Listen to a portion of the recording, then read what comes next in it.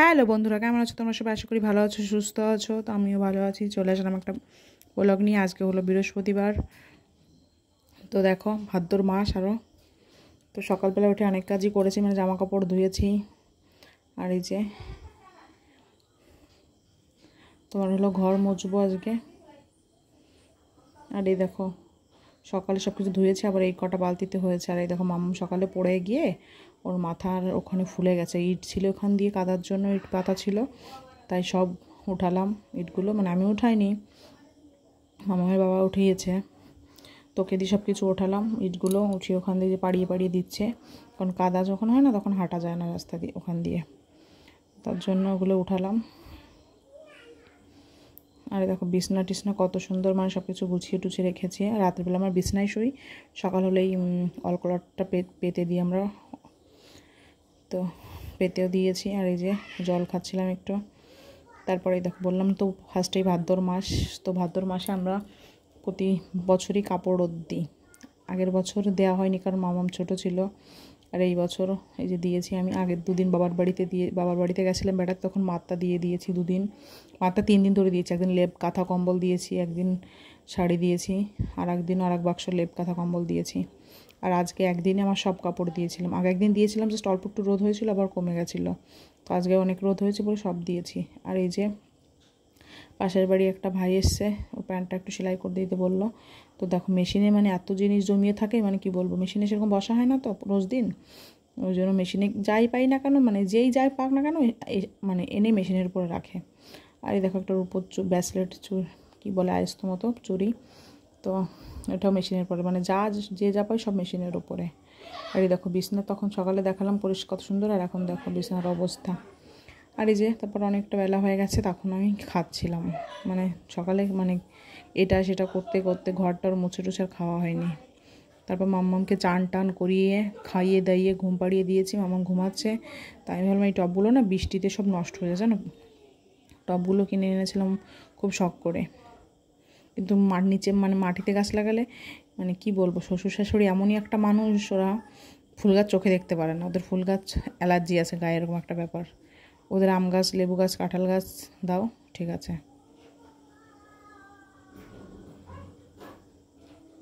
But এইসব গাছ দেখলে ওদের চোখ কেমন একটা অ্যালার্জি মতো হয়। তারপর সব কিছু করে টোরে পরিষ্কার ওখান দিয়ে একটু করিয়ে, একটা তাঁবু ছিল ডোয়ার উপর, মানে ঘরের যে ডোয়া হয় না, ডোয়ার ওখানে পাতাটা প্রচণ্ড নোংরা, মাঠের থেকে এনে ওইভাবে পেতে রেখেছিলো। তাই আমি একটু ধুয়ে পরিষ্কার করে দিই, দেখতে সুন্দর লাগবে। তার জন্য নিয়ে এসেছিলাম পুকুরে। আর এখানে পুকুরে দেখো চান করতে এসেছিলাম, পাশের একটা বাড়ি, তো ওখানে কত সুন্দর একটা পান গাছ হয়েছে, কি গেছো পান বলে। আর এই দেখো সব রাত মানে শাড়ি আমার রোদ থেকে ওঠানো হয়েও গেছে। আর এখন হলো বিকালবেলা, সব শাড়ি উঠিয়ে গাদি মেরে রেখেছি, কারণ এখন ভাঁজ করার সময় নেই।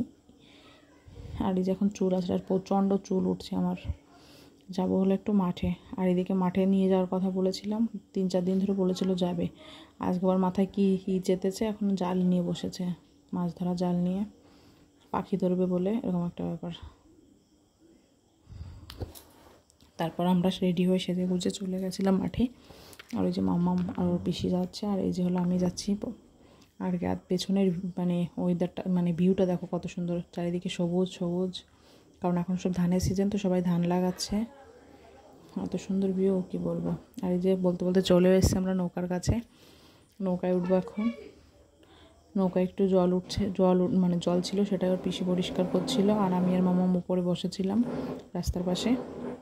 আর এই যে খড়িমড়ি সব কিছু দিয়ে পেতে টেতে নিচ্ছিলো ঠিকঠাক করে, কারণ আমরা বসবো ওখানে গিয়ে খড়ির ওপরে। আর রাস্তা দেখেছো, এই যে হলো রাস্তা। রাস্তায় বৃষ্টি হলে এমন কাদা হয়, লোকজনের পাতে পা ঢুকে মানে গর্ত হয়ে গেছে। আর এই যে আমরা নৌকায় চলে এসেছি। ও তো গেছে, ওর পিসি একটু নৌকাই করতে পারে না, আমি যা একটু পারি।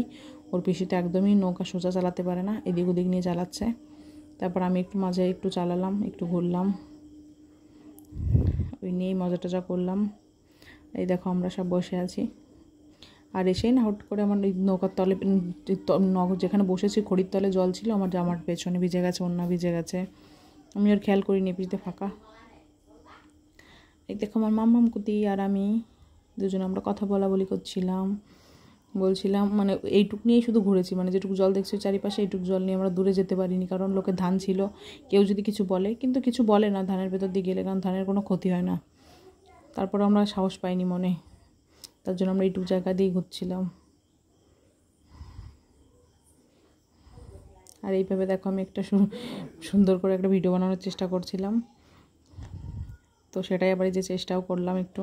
দেখেছো আকাশটা এত সুন্দর, আর মানে কি ভালোই রোদ ছিল, হালকা রোদ ছিল, আর ঠিক করে আমি তাকাতেও পারছিলাম না। মেন কথা আমি চশমা পরি না, চোখে একটু পাওয়ারের জন্য, তো খালি চোখে তাকাতেও পারছিলাম না রোদের দিকে। এরকম একটা আমার চোখ দেখো কতটা ছোটো হয়ে গেছে, আর ওখান থেকে এসে এত পরিমাণে ঘেমে গেছে আর এত পরিমাণে কষ্ট হয়ে গেছে, মানে অনেকটা হেঁটে তারপর গিয়ে নৌকা উঠতে হয়, তো তার এই দেখো জামাকাপড় সেভাবেই পড়ে আছে, এখনও ভাঁজ করিনি কিছুই, তো এখন ভাঁজ করার সময় নেই। আর দেখো এটা বিছনা না, এটা আমার অন্য কিছু।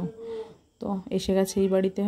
ও তার মাঝে আবার গেছিলাম একটু ওই রেশন তুলে এসে গেছিলাম ওই বাড়িতে। ওই বাড়ি থেকে আবার ওই অমিতদের মানে পাশের বাড়ি একটা বৌদি, উনি আবার বাচ্চাদের পড়ায়, তাদের শিক্ষক দিবস ছিল 5ই সেপ্টেম্বর, তো ওখানেই খাওয়া দাওয়া ছিল। মানে খাওয়া দাওয়া বলতে মামামকে বলেছিল খাওয়ার কথা, তো আমি এবার গেছি, আমাকে বলছে খাওয়া না, আমি একদমই খাবো না, ও যেটুকু খাক, কিন্তু তারপরেও আমাকে সে জোর করে বসিয়ে দিয়েছে। তারপর আমি ওই যে খেয়ে এসেছি বাড়ি থেকে, খেয়ে তারপর যখনই খেয়ে 5 মিনিট হয়েছে, বসেছি, টিপ টিপ করে বৃষ্টি পড়ছে, সঙ্গে সঙ্গে মামামকে নিয়ে তাড়াতাড়ি গাড়ি নিয়ে চলে এসেছি, কারণ রাস্তায় বৃষ্টির পরে যদি যাই রাস্তায় পুরো কাদা হয়ে যাবে, তাছাড়া মামাকে নিয়ে যেতেও পারবো না। আর মামাকে নিয়ে বৃষ্টির ভিতরে আমি ভিজতে এসেছি, এসেই গাড়িটা আগে রেখে তাড়াতাড়ি দৌড়ে, ওই দেখো গাড়ি, আমার গাড়িটা রেখে দৌড়ে ওকে আগে ঘরে দিয়ে আমি জামা চেঞ্জ করে আবার গেছি গাড়িতে, সেই ফোন টোন ছিল তাই সেইগুলো আনতে। আর এই দেখো প্রচণ্ড বৃষ্টি হয়েছে, কী বলবো, রাতের বেলা ধারণার বাইরে। তো দেখতেই পাচ্ছ তোমরা বৃষ্টি কেমন হয়েছে। আর দেখো পুরো আমার চুল জামাটা আমার সব কিছু ভিজে গেছে, মামামেরও জামাটা ভিজে গেছে। তারপরে সব কিছু মামামকে চেঞ্জ করে দিয়েছি, আমিও চেঞ্জ করলাম, আমার চুল পুরো ভেজে গেছে। আমার অন্য একটু দিয়েছিলাম মাথায়, তারপরেও যা বৃষ্টি প্রচণ্ড, মানে কয়েক সেকেন্ডের মাথায় ধাম করে সেই বৃষ্টি শুরু হয়ে গেছে। ওতে ওই বৃষ্টিতে আর অন্যায় মানায় না। তারপরে যে ও ওখানে বসে পাপার সাথে খেলছিল, আমি ওই ঘরের খাবারও তুলে দিয়ে এসেছি, গ্যাসে খাবার তুলে এসে আমি একটু ভাবছিলাম তাহলে শাড়িটা ভাঁজ করি, কারেন্ট আছে যেহেতু বৃষ্টির ভেতর। আর এই খাটের উপরে যে কটা কাপড় ছিল সেই কটা আমি ভাঁজ করছিলাম বিশেষ করে, কারণ খাটের উপর তো আমরা শোবো, নিচের কটা নিচে থাকলেও কোনো সমস্যা নেই। আর এই দেখো এটা আমার বিয়ের শাড়ি, সেটা একটু মাথায় নিয়ে দেখছিলাম, কোনো দিন পরিনি, জাস্ট ওই বিয়েতেই পরেছি একদিন, তাছাড়া আর কোনো দিন পরিনি। ইচ্ছা আছে একদিন পরার, কিন্তু কোথায় পরবো যাই না।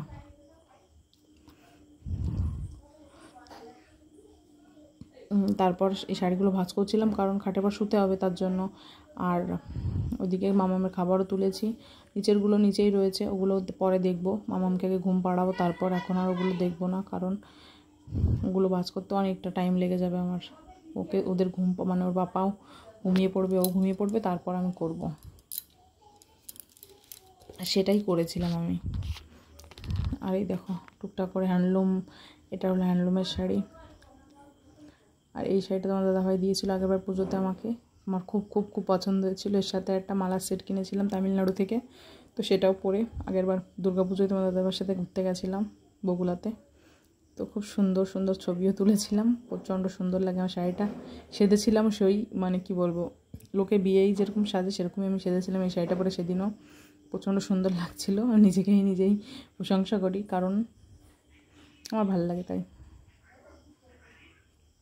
এই দেখো কারেন্টও চলে গেছিলো, তারপরে এইমাত্র কারেন্ট আসলো, আমি হেরিকেন ধরিয়ে রেখেছিলাম, এখন হেরিকেনটা বন্ধ করবো। আর ওইদিকে তোমার দাদাভাই মামাম সব ঘুমিয়ে গেছে, মানে কারেন্ট চলেও গেছিলো, তার আগেই মানে কারেন্ট এসছে, ওরা ঘুমিয়ে পড়েছে, তারপর কারেন্ট এসছে, তারপরে আমি উঠে হেরিকেনটা বন্ধ করে যে এখন হলো জামা কাপড় মানে কাপড়গুলো সব ভাঁজ করবো, আবার সব যেগুলো নিচে আছে সেগুলো ভাঁজ করবো, পুরো টোটাল ভাঁজ করবো, সব ভাঁজ করবো।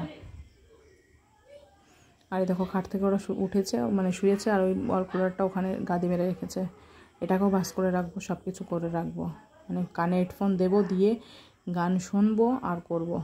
আর এই দেখো এদিকে হলো আমার খাবার, ওরা তো খেয়েছে, খেয়েটে সব ঘুমিয়ে পড়ে, তোমার দাদাভাই সেরকম কিছু খায়নি, কারণ গ্যাস হচ্ছিলো প্রচণ্ড, সামান্য কিছু মুড়ি খেয়েছে। আর এদিকে হলো আমাদের সিমাই রান্না করেছিল আজকে, সিমাই দিয়ে আর রুটি দিয়ে আমি খাবো, 2টো রুটি এনেছি, আর মামামের ভাত এনেছিলাম, মামাম খায়নি, কারণ ওই বাড়ি থেকে একটু খেয়েছে, তারপর আমাদের বাড়িতে গিয়ে একটু কেক খেয়েছিল, তো তার জন্য আর মাম্মা ভাতটা কিছু খায়নি। আর এখন আমি হলো খেয়ে নেব যেটুকু পারি। আমিও তো ভাত খেয়ে এসেছি ওই বাড়ি থেকে, কিন্তু তারপরেও শাশুড়িকে যদি বলি যে আমি খাবো না তাহলে কেমন একটা ব্যাপার, মানে কারণ আমি ফোন করে যদি বলে দিতাম যে আমি খাবো না, আমি খেয়ে এসেছি, মানে ওই বাড়ি যখন খাচ্ছিলাম তারপরেও যদি ফোন করে দিতাম যে আমার জন্য রান্না করো না, তাহলে আমার জন্য রুটি বানাতো না, ফালতু ফালতু রুটি। মানে যদি এবার বলি খাবো না তাহলে আবার একটু কেমন বোঝোই তো, শুনতে হবে বেশি কথা। তার জন্য আমি নিয়ে চলে এসেছিলাম, জাস্ট 2-3টে টুকরো খেয়েছিলাম, তারপর আর খাইনি। আর দেখো শাড়ি ভাজ করে এদিকে তুলেও দিয়েছে অনেকগুলো শাড়ি। আর এই দেখো এদিকে ভাজ করছি, কারণ প্রচুর শাড়ি পরার সময় নেই অভাবে, মানে অভাবে বলতে পড়ার সময়ের অভাবে পরার সময় নেই, এরকম একটা ব্যাপার। কবে কি পরবো জানি না, ভাবছি শাড়ি পরা ধরবো। যেখানে যাই সেখানে চুড়িদার, যেখানেই যাই সেখানেই চুড়িদার। ভাবছি বাড়িতে নাইটি, তাই ভাবলাম যে বাড়িতে শাড়ি পরা ধরতে হবে, আর কোথাও গেলে শাড়ি পরা ধরতে হবে, কারণ প্রচুর শাড়ি জমে গেছে আমার স্টকে।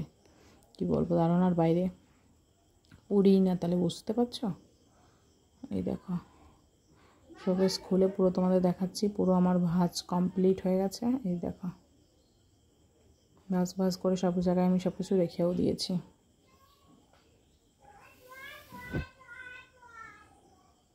এখন অনেক নতুন শাড়ি আছে যেগুলো আমি এখনও পরিও নি, কিছু শাড়ি আছে ভাঁজও ভাঙিনি, এরকম একটা ব্যাপার। আর ওইদিকে যে নিচের দিকে দেখছো বা পাশে ডান পাশে, ওটা হলো সায়া ব্লাউজ আছে ওখানে, ওগুলো কালকে পরের দিন রোদ দেবো।